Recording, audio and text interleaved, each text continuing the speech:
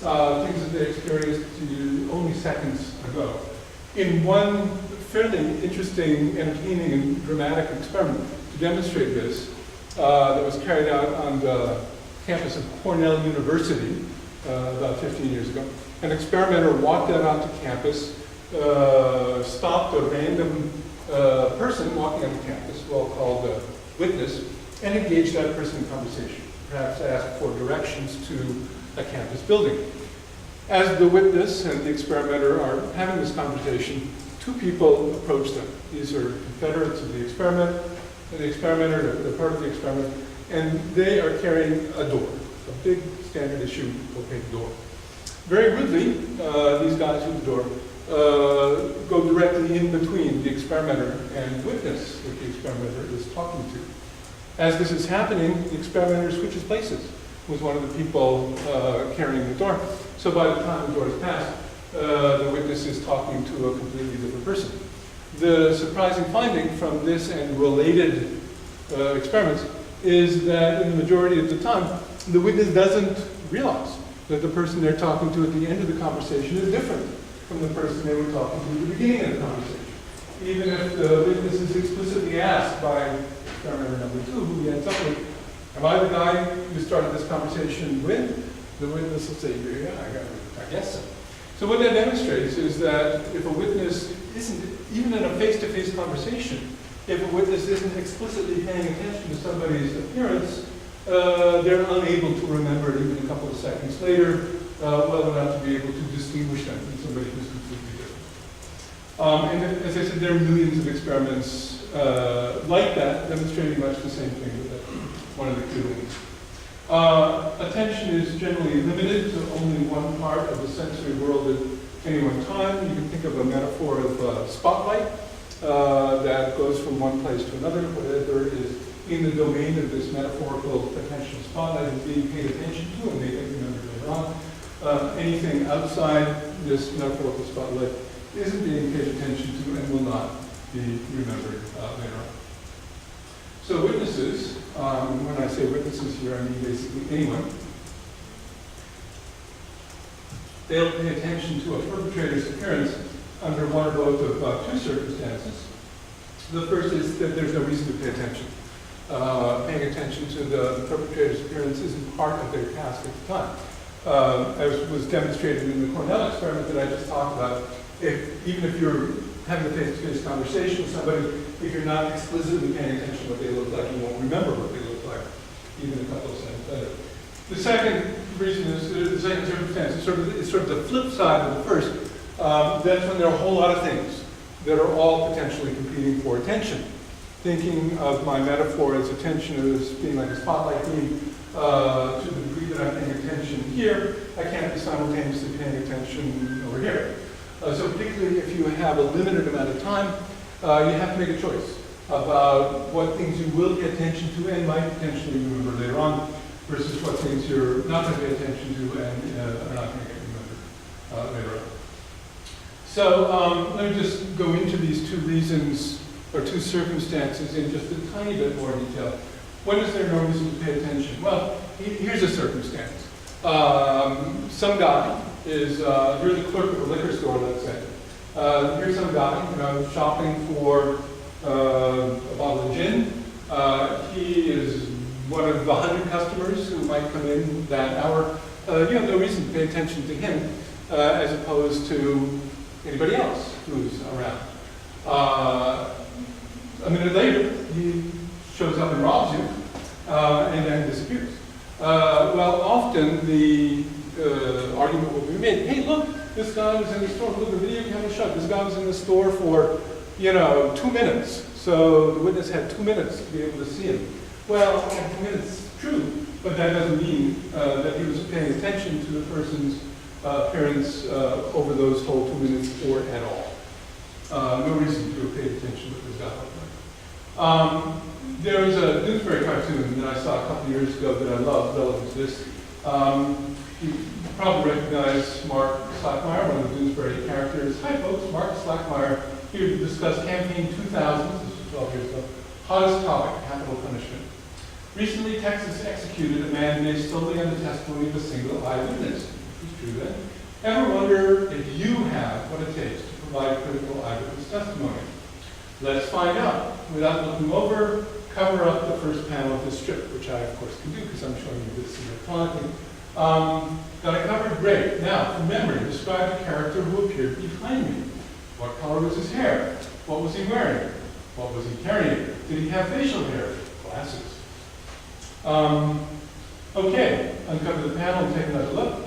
If this character were accused of murder, will you feel comfortable sending him to death row? Just out of curiosity, how many people here have any recollection of what the other person in the first panel looked like? Not too many. So here's the last panel along with the first one. How'd everybody do? Great, I'm sure. Don't worry, folks. He just shaved to mess with your heads.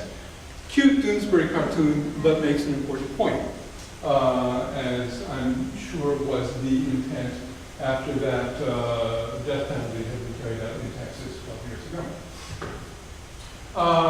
So the second reason, as I said, why people might not pay attention to any particular aspect of the scene is that there's a zillion aspects of the scene that one could potentially pay attention to. There's tons going on. There doesn't even have to be tons. If, for example, there's only one person who's committing a crime that you're witnessing, then to the degree that you're going to pay attention to the perpetrator's appearance at all, you can focus all your attentional resources on this one person. If, on the other hand, there are multiple people all committing the crime, then any attentional resources you're going to devote to appearance is going to have to be divided among them. And your ability to pay attention to any given one of them is going to be diminished. More generally, particularly if you're a victim in a crime, and sometimes even if you're just a witness, if somebody is mugging you or robbing you or committing a murder in your vicinity, what's going to be your main job? Your main job is going to be staying safe, not getting killed or getting hurt yourself. There are many aspects of the environment that are relevant to this goal of staying safe,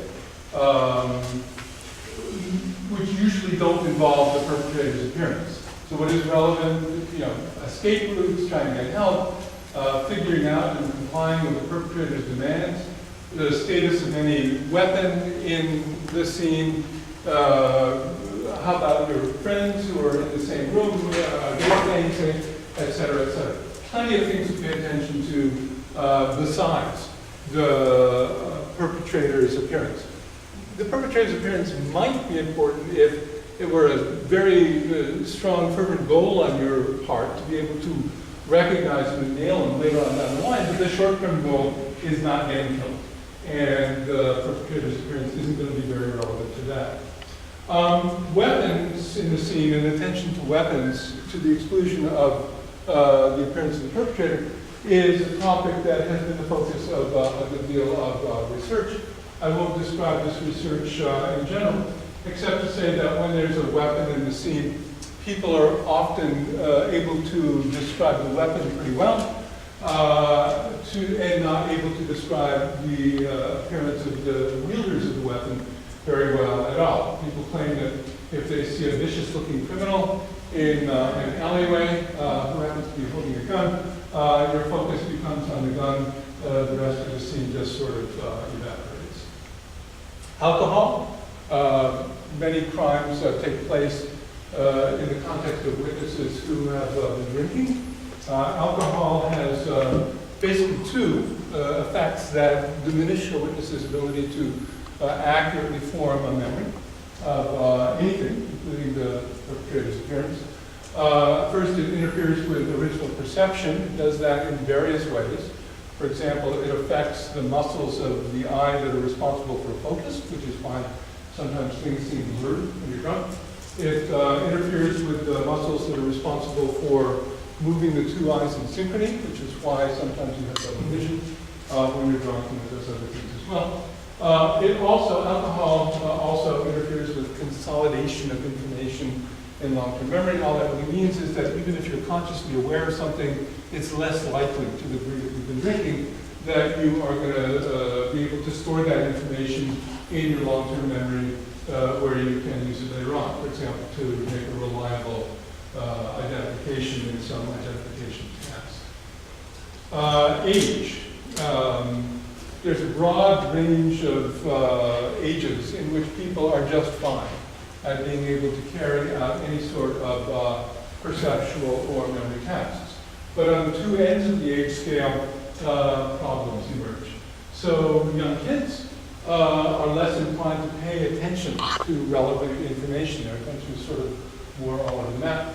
And they're also more suggestive to suggestive information. So if an interviewer interviewing a kid who's witnessed a crime even inadvertently provides some information, the kid is less likely to recognize that this information is likely not true, and will accept it as opposed to that information and integrate it into their memory.